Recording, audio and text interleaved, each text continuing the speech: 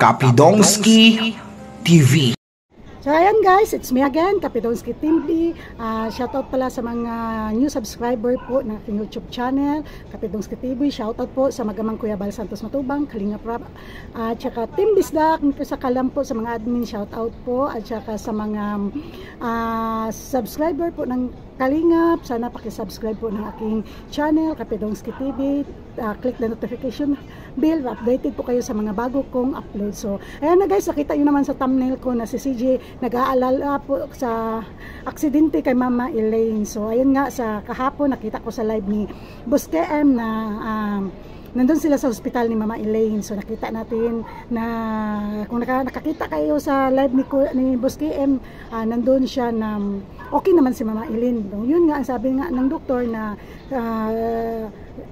sa edad daw ni Mama Elaine, 81 years old, tapos sabi nga ni Boss KM, ang dami daw dugo, pati nga sa glasses ni Mama Elaine may dugo. May dugo pa din kasi nakita ko sa video na may nakita kong video guys na paano na-disgrasya si Mama Elaine. Yung natumba siya kasi may natumbang bike sa likod niya, tapos buti yung may tao doon na tumakbo, tinulungan si Mama Elaine. So ayun nga, sa awa ng Diyos, safe naman ngayon si Mama Elaine, sabi nga ni Boss KM. At saka yun na napag-isip ko talaga guys na mga lods na mahal talaga si Mama Elaine ng Panginoon, kasi nga imagine 81 years old. Kung makita niyo yung paano na-aksidente si Mama Elaine, talaga ma-shock talaga, makasabi talaga kayong ganun talaga, grabe ang video na yun. Tapos sabi ko, love talaga ng Panginoon si Mama Elaine kasi hindi siya pinabayaan. So nakadating po siya sa hospital. So guys, manood po tayo sa video ni live po ni Boss KM. Salamat po sa pag-aalala po ninyo. Sobrang appreciated po. Marami. Lalong-lalo na dito sa Microbios, tingnan nyo naman, dinadamayan ako. Nag-alala din sila sa kay Mama. Kasi alam nyo ang Microbios, parang nanay na din nila si Mama Ellen eh. Alam mo kami, nagtitigulo kami kila. Mga ampun na to sa bahay eh. Pinagluluto ni Mama. Mama, nakakatuwa kasi ang tawag po sa inyo ng mga supporters natin, Mama Ellen din. Mama Ellen. Mama ka nila, mama ka ng lahat.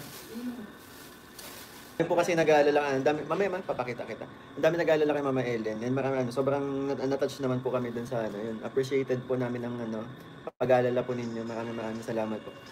Love namin si Mama Ellen, grabe naman. Kitang-kita kasi talagang inano ko naman talaga yung kinikwento ko din naman sa kanila kung ano yung meron sa kami na lang kasi talaga ni Mama magkasama. Nakita-kita nila kung paano maging malambing si mga kung paano magpakananay si Mama Ellen sa akin, di ba? Kahit sa inyo, di ba? Alam niyo po ba dito sa tatlong to? Sa hospital, mapalutot namin tinula. Sabi niyo, ginagawa ko naman si Mama Ellen, hindi. Masarap yung magluto si Mama Ellen. Oo, normal yun kasi nagpapakamama sa amin. Hindi po namin ginagawa si Mama Ellen ng tagal. Si Mama po, baka saan daw ang patient, ba't daw kayong nakaiga? Si Mama po nakatayo po. Pagod daw po si Beshi. Hindi. Dito si Mama. Semi-private kasi ito. Naglag pa dito sila baka nababas. Joke lang. Ayan, pakita ka. Ayan. Kumusta si Mama Ellen? Ito na po si Mama Ellen. Ano nang buhok? Hindi ka, may pa yan eh. May dugo pa yung niya eh. Yung buhok niya. Yan, sobrang Wala pang suklay ng sobrang dami. dalawang araw na. Sobrang daming dugong na di ba? As in buong damit ni Mama. Ganito, hanggang dito, buong ganyan. Kasi po na-aksidente po si Mama kahapon. Habang naghihintay po siya sa traffic lights, may natumbang bike sa likod niya. Tapos medyo mataas po kasi yung kinatatayan, pababa po kasi yun. So nalaglag si Mama, nauna ang ulo, gutter. Nasa itaas po ng gutter si Mama. So sa likod niya may natumbang bike. Ang nangyari, bumagsak si Mama, nauna ang ulo. And kumusta si Mama? Okay naman na po si Mama. Yan.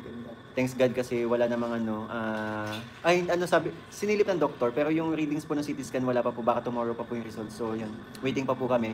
And sabi naman po ng doktor, kapag okay na daw si Mama, possible, okay daw po yung result ng CT scan, possible naman daw pong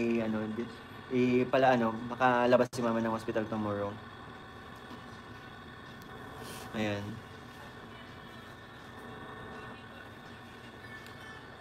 Mama Ellen, get well po. Salamat po. Salamat.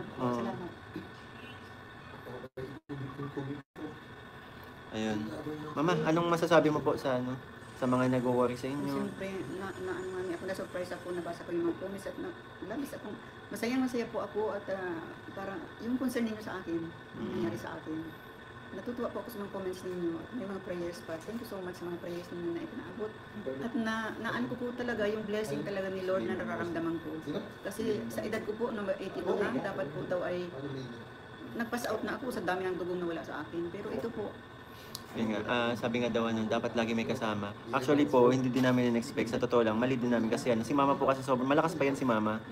Yun nga, hindi namin naisip na, alam niyo naman ang aksidente, di ba?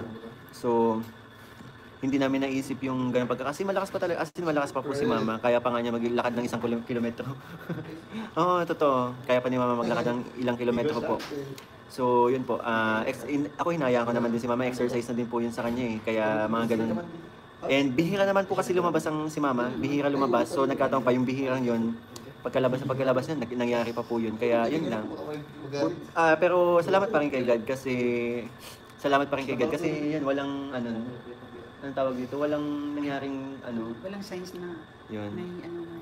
So, regarding po sa yun, kaya nakapag-live pa tayo. Ganito na si mama kahapon na nakakausap naman. Nakipagbiruan pa nga. So, may nakipagpalitan, yung isang pinsan ko, binantayan naman si mama. So sabi ko, ma, okay lang ba ituloy ko yung live selling? Sabi ni mama, sige daw. Yun. Gusto mo pa? Hindi na. Baka dyan ka na high blood. Hindi pa ako kumakain. Ayan. So, ayan na po si mama. Okay naman po. Hindi ko masabing okay na okay kasi yun, okay naman po si mama, yung situation ni mama ngayon. Unless na malaman ko namin yung result talaga para official na Ayan. Dito po ito po yung bumagsak sa ulo. Nauna po itong part na to. Nakita ko kasi yung sugat nasa 1 inch po. 1 inch yung sugat ng tahi. So medyo malaki. lahat at tinatawag niya ako. Masalisay po ako yung narinig na Mama Ellen ang tawag niyo sa akin. Maraming salamat po sa lahat. Gusto pa daw nilang matikman yung tinulang manok mo. May nag-comment si Aday ko. Sure po, pag nag-visit kayo dito, di ba? Ay, nilulutuan ko po yung mga Ito, grabe. Pag nagluto si mama ng tinulang manok ay masarap ba yung ubos. tinulang manok na niluluto? May tanong si mama. Po, Mama Ellen? Masarap ba yung... Wala po akong mamaya. Lahat ng naluto mo.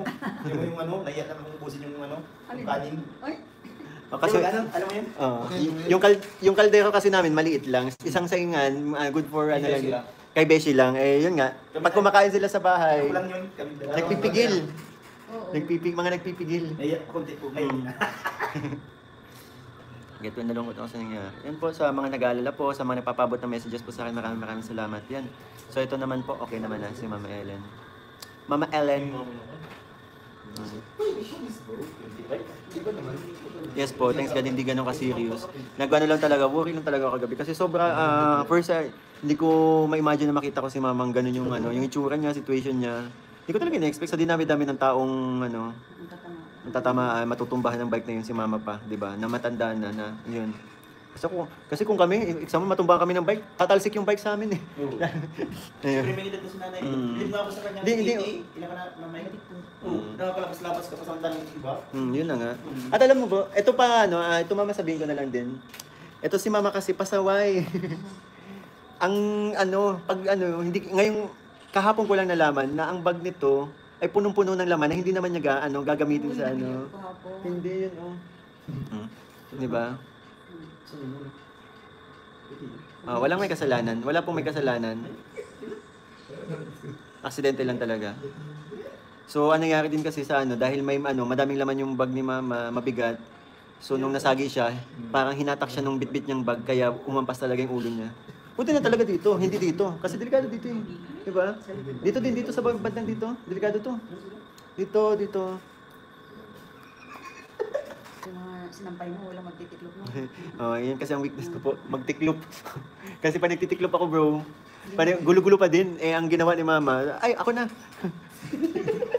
Ako na. So, kahit malakas si Mama Ellen, hindi na tayo magtitiwala sa mga kasi hindi mo talaga masasabi ang aksidente.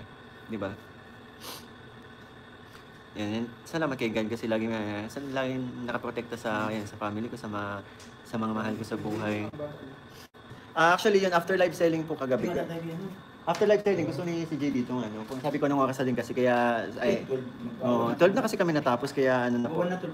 Kaya layo pa po kasi ng CJ kaya sabi ko pag ano na lang. Nag-alala din si CJ po.